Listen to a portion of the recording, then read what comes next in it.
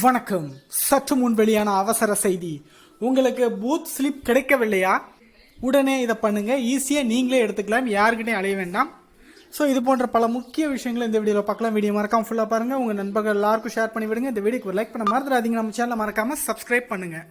Booth slip அப்படிங்கிறது உங்களுக்கு கட்டாயம் தேவையா அப்படின்னா தேவைன்னா கிடையாது. அது இருந்தால் அவங்க செக் பண்ணுறதுக்கு கொஞ்சம் ஈஸியாக இருக்கும், அவ்வளோதான். இப்போ நீங்கள் உள்ளே போனீங்க, ஓட்டு போட போனீங்க அப்படின்னா உங்கள் பேரை சொன்னீங்கன்னா அதில் வந்து சர்ச் பண்ணுறதுக்கு ரொம்ப டைம் ஆகும். உள்ள 4-5 பேர் ஏஜென்ட் அந்த மாதிரி இருப்பாங்க, எல்லாருமே சர்ச் பண்ணி பார்ப்பாங்க. அது வந்து ரொம்ப டைம் எடுக்கும். இதுவே பூத் ஸ்லிப் இருந்துச்சுன்னா உங்களுக்குன்னு ஒரு நம்பர் கொடுப்பாங்க. 120 அப்படின்னு நீங்கள் சொன்னீங்கன்னா அவங்களே 120 சீக்கிரமாக எடுத்துகிட்டு உங்கள் பேரை கரெக்டாக பார்த்துட்டு உங்கள் ஐடி ப்ரூஃப் எல்லாம் செக் பண்ணிட்டு அப்படியே உங்களுக்கு ஓட்டு போட அனுமதிச்சிருவாங்க. அதே மாதிரி ஓட்டு போடுறதுக்கும் நிறைய ஆவணங்கள் ஏதாவது ஒன்று எடுத்துக்கிட்டா போதும். உங்கள் ஓட்டர் ஐடி தான் கொண்டு போகணும் அவசியம் இல்லை. ஆதார் கார்டு கூட கொண்டு போகலாம், பேன் கார்டு கொண்டு போகலாம். ஸோ ஏன்னா உங்களுக்கு மேக்ஸிமம் தெரிஞ்சிருக்கும். ஏதாவது ஒன்று இருந்தாலே போதும். பூத் ஸ்லிப் அப்படிங்கிறது இப்போ எதுக்கு அப்படின்னு தெரிஞ்சிருக்கும்ல.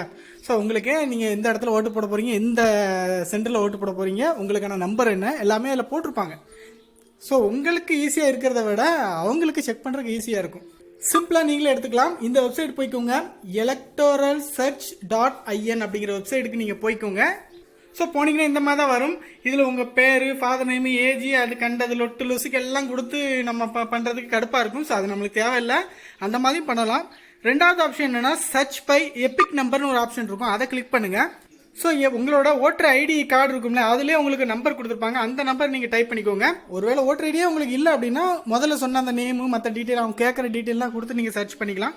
ஓட்டர் ஐடி இருந்துச்சுன்னா அந்த நம்பரை இதில் நீங்கள் போட்டுக்கலாம். முதல்ல இங்கிலீஷ் லெட்ரு, எழுத்து, அதுக்கப்புறம் நம்பர் எல்லாமே மிக்ஸ் ஆகிருக்கும். அதை நீங்கள் போட்டுக்கோங்க.